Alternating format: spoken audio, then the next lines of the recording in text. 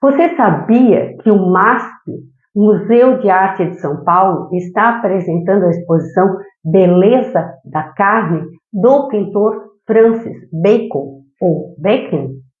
Sim, são 23 obras produzidas entre 1947 e 1988. A exposição ficará até 28 de julho de 2024. No Brasil não há nenhuma obra de Bacon, então todas essas obras vieram de outros países, de outros museus para compor essa mostra. O subtítulo Beleza da Carne vem de uma entrevista de Bacon, onde ele expressa a sua admiração pela beleza das peças de carne expostas nos açougues. E não custa lembrar que belo é diferente de bonito. A obra de Bacon aponta dualidades como a beleza e o horror, a vida e a morte, a sedução e a destruição, a pintura e o corpo em carne e osso. Se você estiver vendo esse conteúdo nesse período e puder visitar a exposição, ótimo! Veja esse conteúdo que pode lhe ajudar a se preparar para melhor usufruir da exposição. Mas caso você esteja vendo esse conteúdo depois, em outro tempo, outro momento, sem problemas. Veja o conteúdo da mesma forma, porque será uma oportunidade de conhecer esse artista que é tão celebrado e entender por quê. Poderá conhecer algumas das suas obras, fortes, viscerais, perturbadoras. Claro que nós iremos considerar alguns pontos, algumas obras, porque a produção de Francis Bacon é extensa, profunda e potente. E é necessário ser um especialista para estudar muito todos os aspectos da obra e vida do artista para compreender a extensão e importância da sua produção. Nós aqui vamos apenas dar assim um oi. Meu nome é Marli Fronza, eu sou artista visual e arte educadora. Meu propósito é contribuir para desbloquear, ativar, amplificar e potencializar o seu olho de artista. E todos temos, independentemente de ser artista ou apreciador da arte. Eu sempre trago temas que não ficam engessados, eles abrem diferentes possibilidades, outros caminhos, outras conversas, e isso é muito legal. É que no processo de pesquisa e elaboração do conteúdo para trazer para você, eu encontro tantas coisas interessantes que me levam para tocas de coelhos. E eu quero lhe mostrar tudo, mas fica difícil selecionar tanto material interessante, legal, para tão pouco tempo. Mas me diga aí se você gosta dessa abordagem. E sobre Francis Bacon, sabe o que é mais legal ainda? É que por ser um artista contemporâneo, existem muitos documentários, filmes e vídeos com entrevistas, onde podemos ouvir diretamente do artista. Pensa se pudéssemos ver uma entrevista com Leonardo da Vinci, Michelangelo, Goya, Rembrandt, Van Gogh e tantos outros. Que legal que seria, não? Então, o nosso assunto é Francis Bacon. Não é o bacon do porco. Também não é esse o filósofo dos séculos XVI e XVII. e sim esse Francis Bacon, o pintor. O Francis Bacon, filósofo, e o Francis Bacon, pintor, além de homônimos, que é quando tem o mesmo nome, eles têm um parentesco colateral, que significa algum parentesco indireto, algo bem distante. Eles tiveram algum ancestral em comum lá atrás. Uma pergunta: do que nos serve conhecer a obra e vida de um artista, especialmente como Francis Bacon? Nos permite compreender um pouquinho como a história de vida, as marcas que ela traz, as cicatrizes que deixa, afetam diretamente a personalidade de qualquer pessoa. E no caso de um artista, afeta diretamente no resultado da sua produção. E todos nós somos assim, somos o resultado de tudo que vemos, tudo que vivemos, sentimos, entendemos ou não entendemos, das nossas certezas, das nossas dúvidas, das nossas luzes e dos nossos demônios. Do quão conhecemos nossas profundezas sombrias e as administramos. No caso de Bacon, vemos o quanto a relação familiar disfuncional, o despreparo, o preconceito, os seus próprios conflitos geraram traumas e o jogaram no abismo. E o quanto o contato com a arte, livros, filmes, artistas, de alguma forma o salvaram e o forjaram. E mal não faz lembrar que nesse momento existem pessoas passando por situações semelhantes e pode ser inspirador. Por isso, sempre insisto, a arte salva, a arte cura. Seja como artista, seja como apreciador da arte. Conhecendo um pouco Francis Bacon, a sua história, as suas lutas, os seus amores, as suas vitórias, as suas derrotas, talvez possamos nos aproximar um pouquinho dele e compreender um pouquinho a sua obra, que geralmente é vista como forte, bruta, rude, grotesca. Francis Bacon nasceu em 1909, em Dublin, capital da Irlanda. Era filho de pai australiano e mãe inglesa.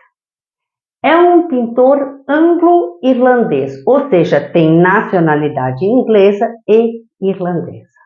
Os pais eram muito diferentes. O pai foi veterano de guerra e tornou-se um criador de cavalos. E a mãe foi herdeira de negócios de aço e mina de carvão. A elite. Francis foi uma criança doente, asmática, com alergia a cães e cavalos, e tinha ataques e dores que o fizeram tomar morfina por várias vezes. E por conta disso, ele não frequentou a escola regularmente. Ele recebeu educação em casa e foi criado por uma enfermeira.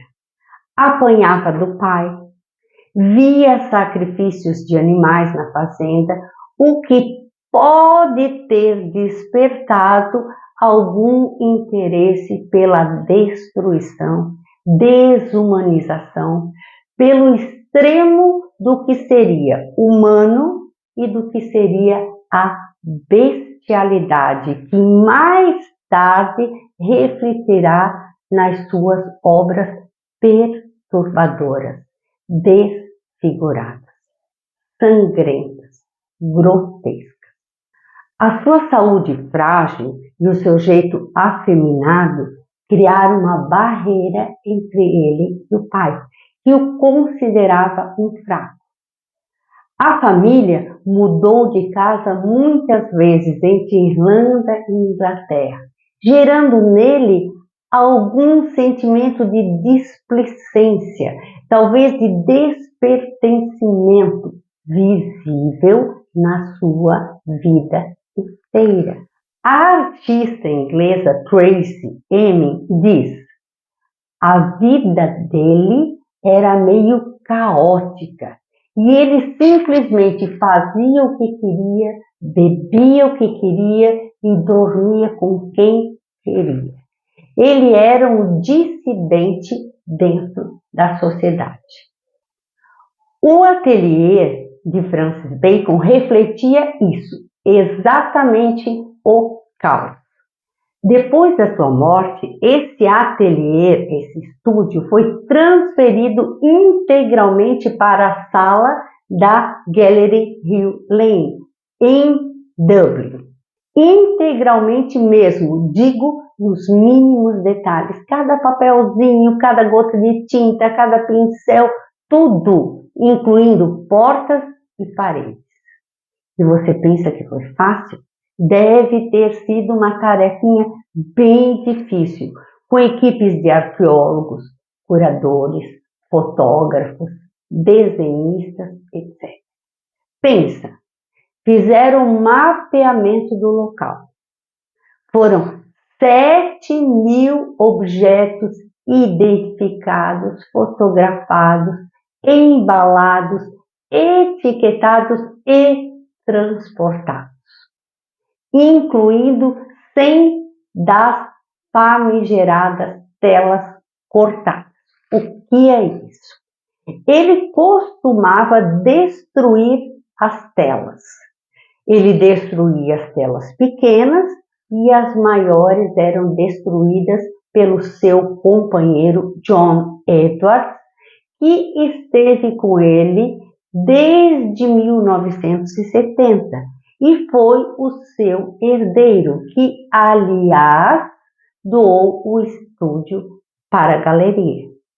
Estas obras destruídas, cortadas no decorrer de 4 ou 5 décadas, ainda guardam informações sobre o processo do artista. Enfim, todo esse material chegou à galeria em 1998 e foi montado, recriado e aberto ao público em 2001. Nós podemos ir lá ver. Legal, né? Se o assunto lhe interessou, fique aqui que tem mais. Francis Bacon era uma criança tímida, mas gostava de se vestir bem e tinha um jeito afeminado que enfurecia o seu pai, que o surpreendeu aos 16 anos vestindo roupas íntimas da sua mãe. O que aconteceu? Ele foi expulso de casa. Os pais não aceitavam a sua sexualidade. E vai vendo. Ele foi então enviado para viver com uma família numa pequena cidade próxima a Paris.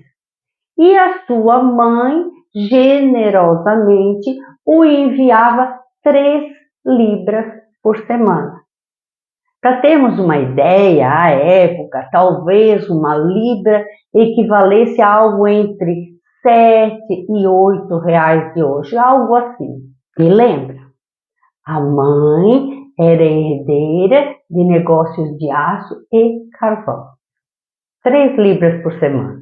Depois disso, ele viajou para Berlim, na Alemanha, onde participou da vida noturna gay da cidade, dos círculos intelectuais, foi para Paris, depois Londres, viajou muito, mundo afora ao longo da vida. Assumidamente gay, numa época em que era ilegal ter relações homossexuais no Reino Unido. A descriminalização na Inglaterra veio em 1967 e na Irlanda bem depois, 1982. Pensa na dificuldade, um jovem homossexual expulso de casa, ficando por conta própria num lugar e num momento onde os homossexuais eram presos e condenados ao menor sinal de homossexualismo. Como poderíamos ler isso, que vem dos pais, que vem da sociedade em geral? Desespero, frustração, falta de empatia, preconceito, maldade, crueldade, medo. Francis Bacon se tornou um artista consagrado, mas a que preço? E os outros fazem o quê? Temos que pensar nisso. E nessa situação, o que fez Francis Bacon? Sentou, chorou, se desesperou? Não. Leu Nietzsche, poesia, mitologia, filosofia, estudou, buscou conhecimento e, para completar a renda, ele trabalhou como empregado doméstico, como telefonista e foi demitido por conta de denúncia anônima. Por que será? Mas Bacon era um homem culto, vaidoso, cuidava da pele, dos cabelos, sempre elegante, bem vestido, descobriu que atraía homens ricos. Opa! E ele soube tirar proveito disso. E teve muitos relacionamentos breves, longos, trágicos e violentos. E como seriam as influências na formação artística de Francis Bacon?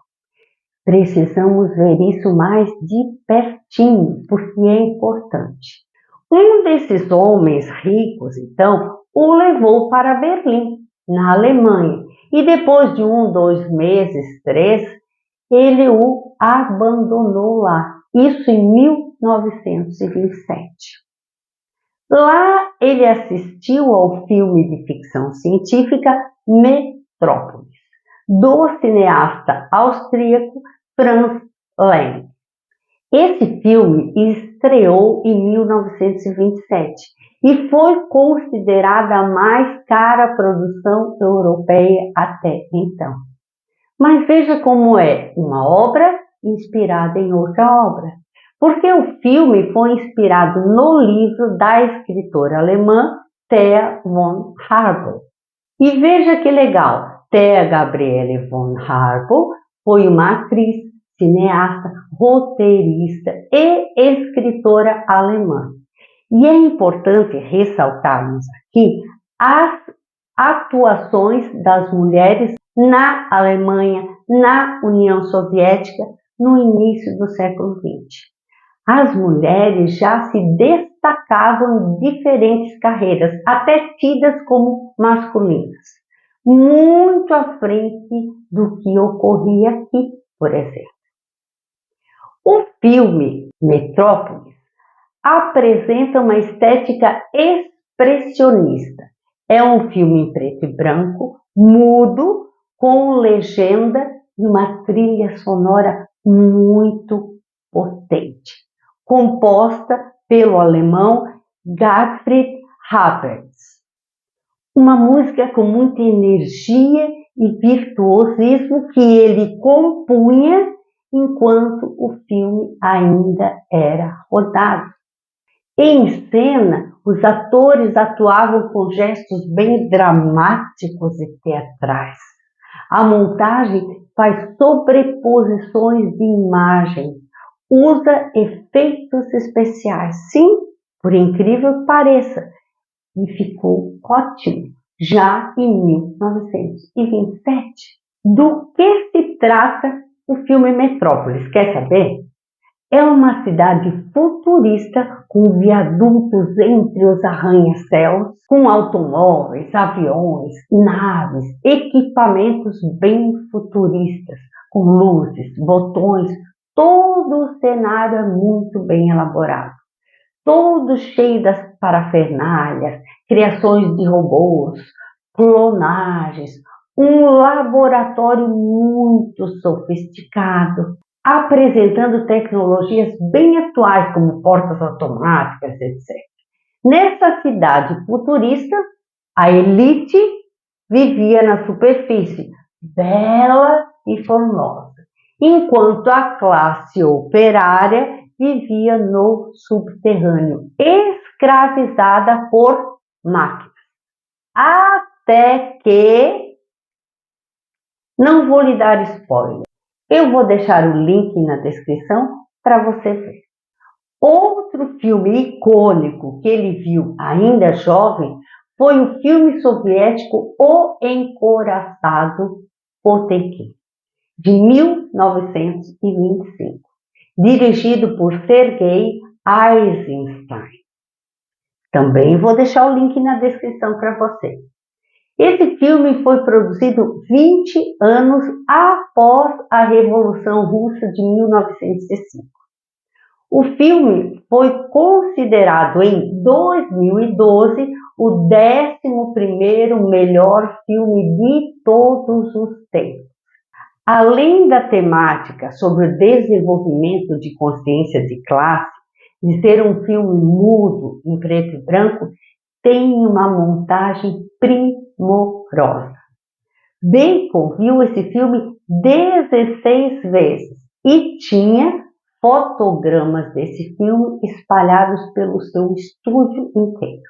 O filme conta a história de uma rebelião no navio de guerra Encouraçado Potemkin, em 1905, depois de servirem carne estragada aos marinheiros, que erguem uma bandeira vermelha e tentam levar a revolução do navio para a terra natal Odessa, uma cidade da Ucrânia.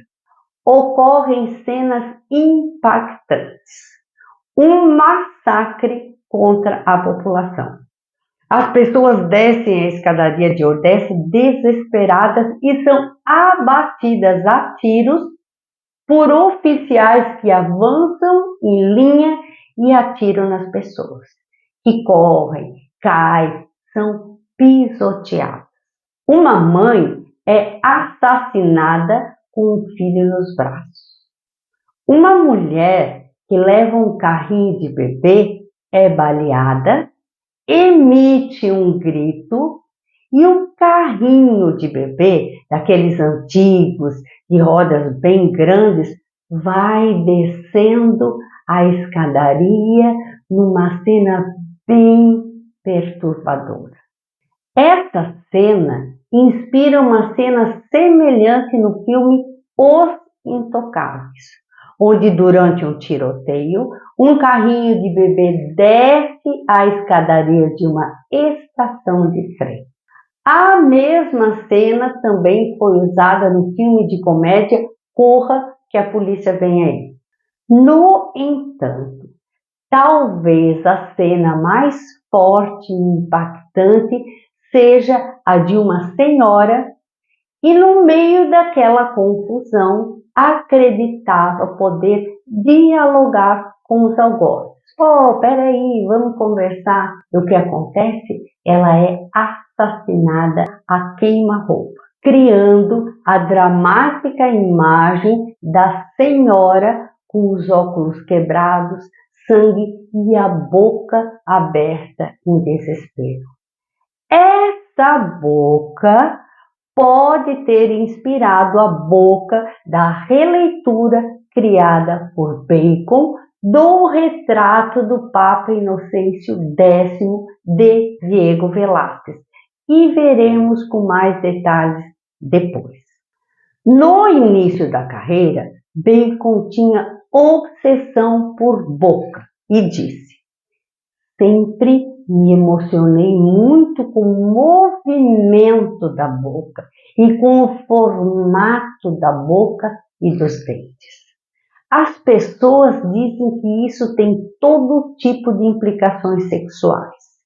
e sempre fui muito obcecado pela aparência real da boca e dos dentes. Sempre esperei, de certa forma, poder pintar a boca como Monet pintou um pôr-do-sol. E viu que interessante? São situações que só vai identificar quem conhecer as referências. No caso, a origem foi o filme O Encouraçado Potemkin. Viu como uma obra inspira outra, que inspira outra, que inspira outra? Então, esses dois filmes usaram recursos tecnológicos bem avançados e montagens muito elaboradas e criativas. Lembre que são filmes mudos da década de 1920. Seria muito bom se você pudesse dar uma olhadinha, vai ver que interessante que é. E também viu outros filmes muito importantes, como Um Cão Andaluz, um filme de 1929, surrealista, lançado na França, ainda mudo, e A Idade do Ouro, de 1930, que foi escrito por Salvador Dalí. Já não é mais mudo, e sim falado ou sonorizado. Ambos do cineasta espanhol Luis Buñuel. Vou deixar os links na descrição para você. Você observou que eu mencionei filme expressionista e surrealista? Porque os movimentos artísticos se manifestam em todas as áreas da arte, na pintura, na escultura, na literatura, na música e no cinema também. Mas por que eu falei desses filmes todos? Porque Francis Bacon era cinéfilo.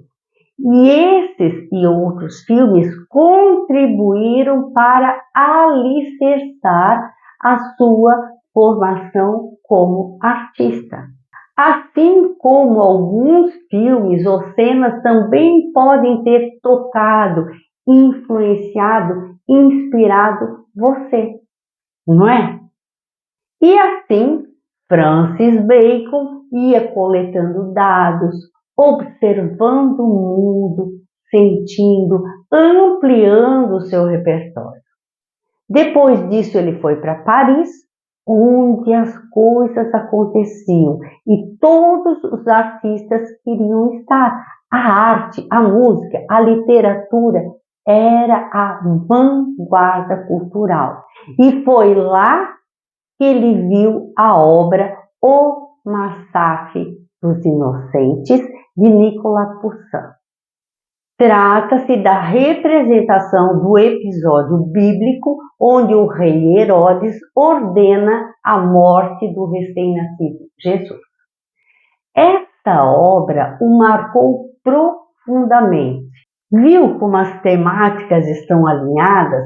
Revolta, massacre, injustiças. Também foi lá, quando ele ainda nem pensava em se tornar um pintor, que ele viu uma exposição com 106 obras de Pablo Picasso, que foi uma influência muito forte na sua carreira. E mais tarde, em entrevista, ele disse: naquele momento eu pensei, vou tentar pintar também. Já em Londres, ele chegou a cursar aulas de pintura, mas interrompeu. Ele contava mesmo com a sua intuição. Entre os 20 e 30 anos, ele trabalhava como designer de móveis e decoração de interiores, enquanto, paralelamente, ele pintava. Quando finalmente expôs pela primeira vez em Londres, os seus trabalhos foram chamados de monstruosidades exóticas. Pensa, ele ficou destruído com depressão e com problemas de saúde. Esta é uma obra desse período. Crucificação. Pode ter sido inspirada nessa obra, Boi Abatido, de Rembrandt. Mas vamos voltar à crucificação de Bacon e nos deter um pouquinho.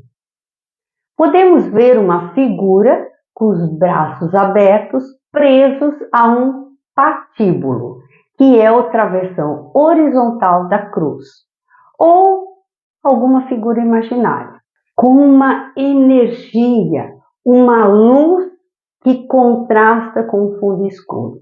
Pinta a força dessa obra, com linhas marcadas, vibrantes, com movimento e ritmo, com uma transparência quase fantasmagórica, com pinceladas soltas, com volume e profundidade, luz e sombra. É algo que transcende, parece mágico. Essa é a minha leitura. Qual é a sua? Diz aí nos comentários. Nesse processo todo, enquanto o Bacon se preparava, buscava o seu caminho na arte, o mundo atravessava momentos trevosos, com feminicídios, antissemitismo, racismo, xenofobia, homofobia, a Segunda Guerra Mundial, o Holocausto, as bombas de Hiroshima e Nagasaki. Nada fácil. Não é que ele reproduzisse em suas obras cenas de guerra, horror, fome, miséria. Não é isso. Ele pintava o próprio horror, o grito que vinha das entranhas, a dor, a tragédia, a barbárie na essência, na alma.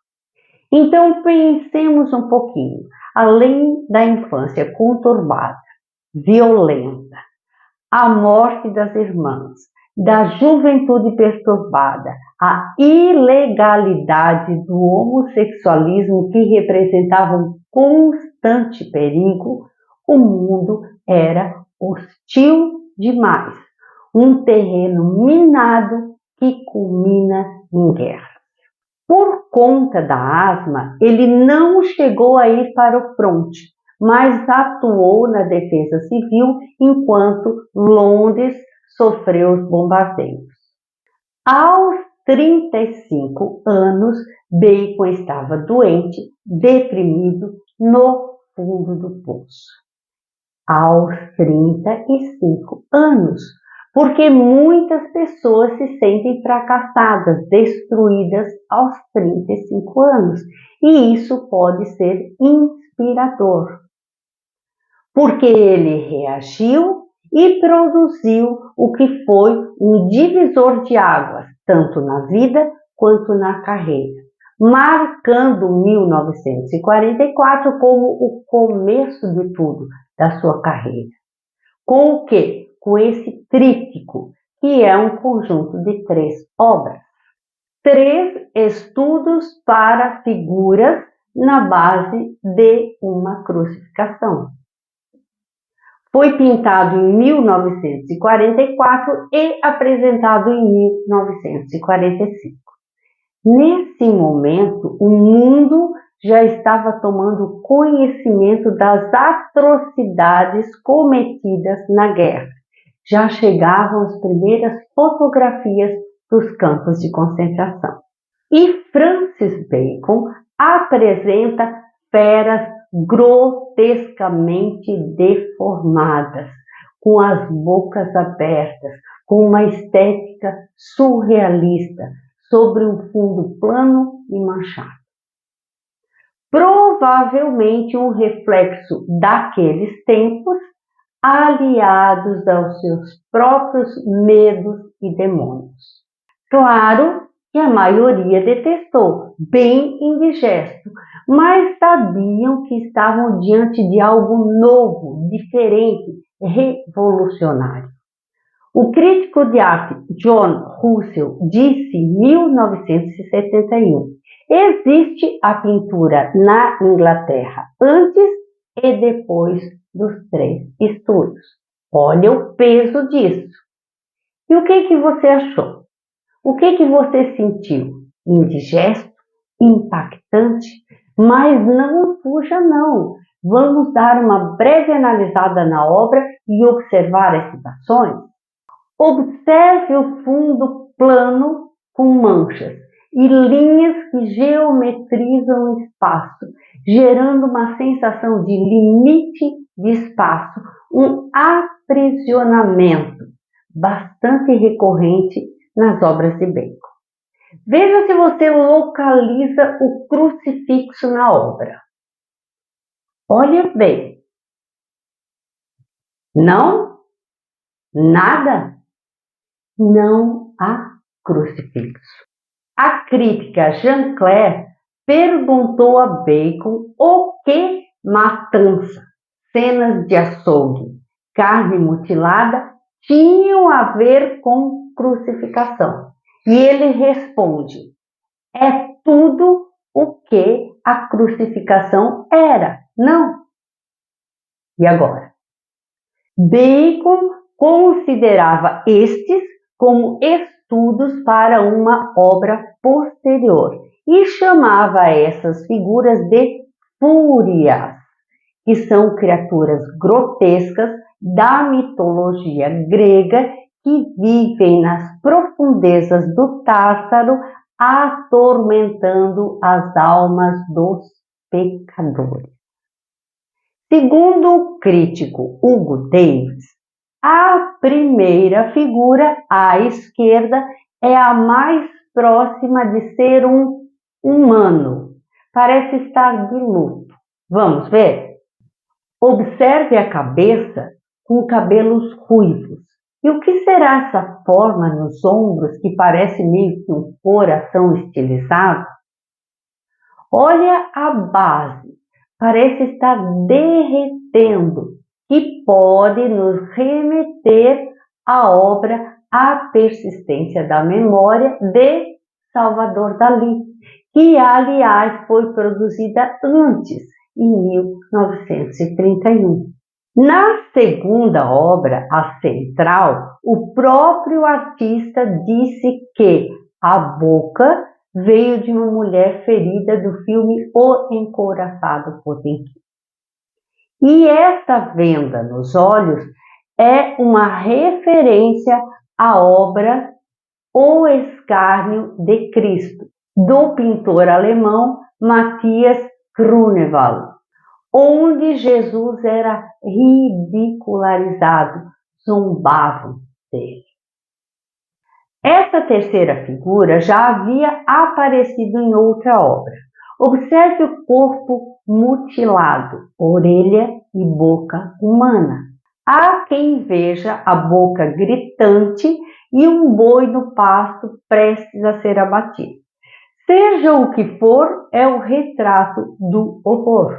São pinturas produzidas em 3 semanas sobre placas de compensado, porque Bacon não tinha dinheiro para comprar telas em meio à guerra. Em 1944, Londres sofreu ataques de foguete V2 sem nenhum aviso. Pensa na situação.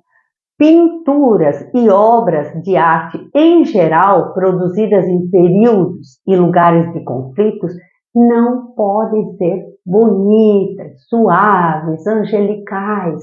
Não tem como. A arte reflete o seu tempo, a sua história.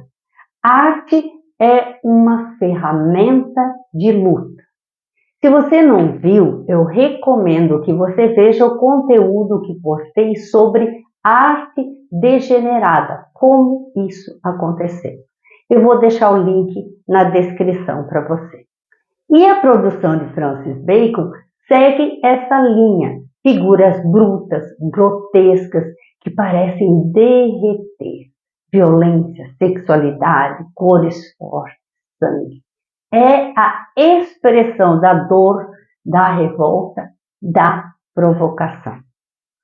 Em entrevista a Ramon Chau, em 1982, ele diz: a maior parte de um quadro é sempre a convenção à aparência. E é isso que eu tento eliminar nos meus quadros. Procuro o essencial, que a pintura assuma do modo mais diretamente possível a identidade material daquilo que representa. O meu modo de deformar as imagens aproxima-me muito mais do ser humano do que se me sentasse e fizesse o seu retrato. Procurei encontrar uma técnica capaz de reproduzir a realidade profunda e não a aparência das pessoas. Será que isso explica alguma coisa? Bacon era ateu e produziu muitos trabalhos com a temática de símbolos religiosos, especialmente papas e crucifixos. Produziu muitos, mais de 50 estudos, desenhos, pinturas e releituras de papas. E a mais conhecida é sobre o retrato do Papa Inocêncio X, de Diego Velázquez. Quando o Papa viu essa obra pronta pela primeira vez, ele exclamou: "Troppo vero", ou seja, muito verdadeiro, de tão perfeito e realista. 303 anos depois, vem Francis Bacon e, através de reproduções fotográficas, isso é bem interessante de ver, ou seja, ele não viu a obra pessoalmente, ele usou fotografias. E ele não viu não porque ele não pôde, ele não viu porque ele não quis. Ele se recusou a ver a obra pessoalmente, mesmo quando esteve em Roma. E dentre tantas releituras, essa é uma das mais conhecidas. Estudo segundo o retrato do Papa Inocêncio X, de Velázquez, ou Papa Gritante, ou Papa Gritando. Pare um pouquinho para observar o que você vê, o que você sente. Agora veja os dois juntos. Enquanto a obra de Velázquez mostra um Papa seguro, confiante, altivo, uma figura agradável com seu manto vermelho e seus simbolismos, a obra de Bacon mostra um Papa como fragilizado, gritando, desesperado, atormentado, sentado, preso no que parece ser uma cadeira elétrica, sugerido pelas linhas amarelas que contrasta com o púrpura do manto, que são cores complementares. A boca aberta, como que urrando, que nos remete à cena do filme Encouraçado Potemkin. Pense no som desse grito.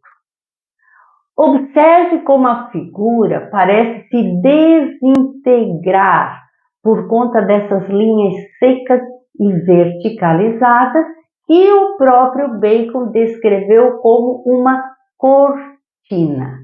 Para mim, parece uma gaiola de energia que protege e prende. Uma imagem de terror e morte. Talvez reproduzindo o próprio temor do artista sobre a morte e também a sua rejeição à figura da autoridade, que pode ter a ver com a história do pai.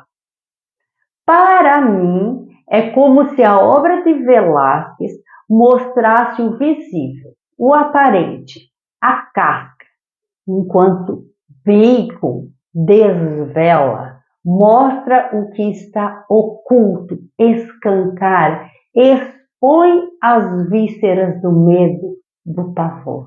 Quer ver outra obra dessa série? Veja aí, Figura com Carne, de 1954. Um Papa Inocêncio X, como se decompondo entre duas carcaças de animais. Aqui mistura o homem e o animal, o morto e o vivo. Sugere a perda da identidade e a presença da morte, com a vida se esvaindo pela boca e grita. Bacon diz: tenho sempre a consciência da minha condição mortal e odeio essa condição. Não queria morrer nunca. Em uma entrevista, Francis Bacon diz que criou coisas que o intelecto não poderia produzir. O que isso significa? Que houve casos em que ele queria pintar uma coisa e não tinha jeito, saía outra, que nem ele sabia.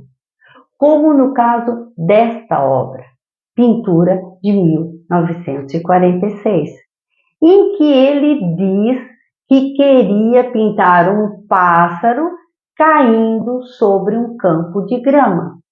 Mas cada pincelada direcionava para essa obra e ele não sabe explicar. Diz que é um dos quadros mais inconscientes que ele já fez. Observe, é como uma figura de um ditador envolvido pelas carnes. Ele não cansa de dizer o quanto acha maravilhosas as carcaças penduradas nos açougues, com sangue, com as suas cores. E ele foi questionado sobre a beleza de suas obras e sobre como as pessoas acham um horror, que ficam chocadas com o sangue e o pavor. E ele responde que como poderia competir com os horrores que vemos todos os dias no noticiário, com a violência da vida. E ele sempre pensou as imagens como sensações. E a vida é sensação. No momento em que se manifestava o conceito de morte da pintura, primeiro por conta do surgimento da fotografia, depois por conta de tantas outras linguagens artísticas que foram surgindo, Bacon se manteve fiel à pintura e ao figurativismo, mesmo que numa abordagem bem diferente da convencional, uma abordagem estilizada, distorcida, exposta, aberta, crua, assustadora, que alterou radicalmente o gênero da pintura figurativa do século XX. O que é isso? Isso é resistência, isso é lealdade aos seus próprios princípios. Apesar do estilo próprio e perturbador, Bacon sempre teve como referência os grandes mestres da pintura, como Rembrandt, como Velázquez. Outro aspecto interessante é que é muito recorrente o uso de fotografias como referência para os seus trabalhos. O seu estúdio era repleto de fotografias. E essa obra é um exemplo disso e chocou o público. Duas figuras. E usou como referência a fotografia de Edward Muybridge, aquele fotógrafo que ficou conhecido por suas experiências fotográficas de movimento como essa. O nu é um tema muito recorrente, especialmente os masculinos. E esta obra de Bacon tanto pode ser a representação dos corpos em movimento, lutando, e Bacon gostava de assistir lutas, quanto a de um ato físico de amor, sugerido pela cama desarrumada. Também podemos observar a mesma cortina de linhas verticais que vimos no Papa Gritante. Outra obra com a mesma temática e recurso fotográfico é Duas Figuras e um Macaco, de 1973. São duas figuras indefinidas sobre uma mesa ou uma cama suspensa, sugerida pela presença do travesseiro, ou um ringue, em companhia de um macaco. Difícil de entender se são corpos lutando ou trata-se de uma relação carnal erótica. Os corpos se envolvem e se misturam num contato corpo a corpo que parecem se fundir numa única coisa. Bacon produziu muitas obras inspiradas nos seus próprios relacionamentos, muitas vezes violentos, conflituosos, como foi com Peter Lacey, um ex-piloto de caça, ou com George Dyer, que acabou em suicídio. O macaco aparentemente é uma referência que ele traz das suas viagens a Zimbábue e África do Sul, na década de 1950 ou 60. Mas o interessante é que, como vimos, ele era alérgico a alguns animais e ele não mantinha contato com eles. Mas, de alguma forma, se interessava pelo instinto animal, que é verdadeiro. O animal não finge. Ele é o que é. E ele costumava ir a zoológicos e fotografava os animais, tanto que eles estiveram bem presentes na sua obra. Francis Bacon era um cara muito fino, elegante, vaidoso, circulava nas melhores rodas sociais de Londres. Era um bom vivant ao extremo. Boa comida, boa bebida, companhias interessantes. Mesmo tendo uma infância tumultuada, ele veio da elite. Ele conhecia as coisas boas. Segundo Rita Drummond, do Brazil Journal, Bacon tinha uma rotina. Ele acordava às 6 horas da manhã todo dia para trabalhar no estúdio. Depois do almoço, ele ia de ônibus ou metrô para o Soho, uma região de Londres, onde encontrava os amigos, bebia, jogava, flertava. Sempre que vendia quadros, ele usava o dinheiro para viajar. Só voltava a trabalhar quando gastava tudo. Como ele jogava com frequência, a sua situação financeira nunca foi estável. Muitos artistas, ao longo da carreira, produziram autorretratos em maior ou menor número, geralmente por falta de dinheiro para pagar modelos. E temos como exemplo Vincent van Gogh, que produziu cerca de 35 autorretratos nos seus últimos anos de vida, sendo que foram apenas 10 anos de carreira. Bom, isso aconteceu com Francis Bacon mais tarde, a partir de 1958 em diante, quando ele produziu vários trípticos com autorretratos, que são 3 estudos para um autorretrato. Vamos ver alguns exemplos?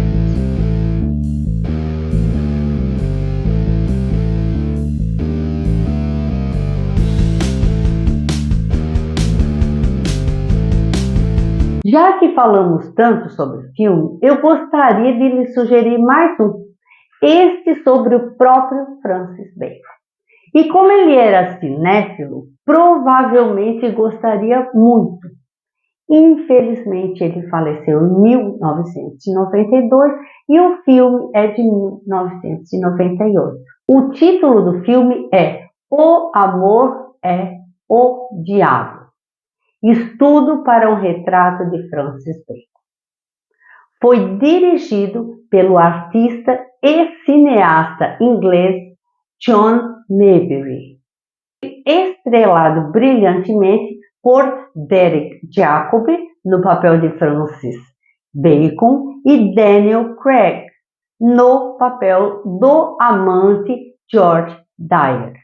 Esse filme não é uma biografia linear convencional que conta a história do artista. É um filme que traz um recorte da vida do artista, do relacionamento entre Francis e George Dyer. Um filme com a estética do artista. Mostra a relação deles desde o momento em que se conhecem até a morte por suicídio de George Dyer. Isso não é um spoiler, é fato. Mas é interessante ver como tudo acontece, as situações, comportamentos, a época, o primoroso tratamento do filme.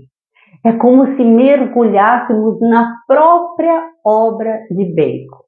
Mostra traços da personalidade do artista, do seu modus operandi, dos seus relacionamentos, principalmente com George Dyer, do foco no seu trabalho. Eu recomendo muito fortemente que você veja e tenha as suas próprias impressões. Infelizmente, eu não tenho o link, mas não é difícil encontrar. Francis Bacon faleceu em 28 de abril de 1992, aos 88 anos, em Madrid, na Espanha. Francis Bacon é considerado um representante da arte queer.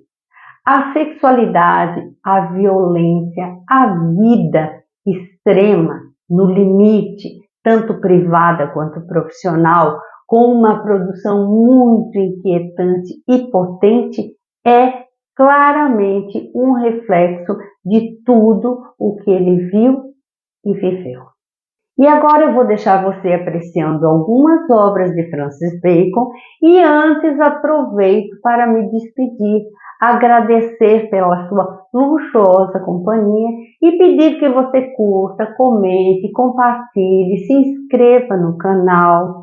Isso é muito importante. Fique com as obras, aproveite bem e até a próxima!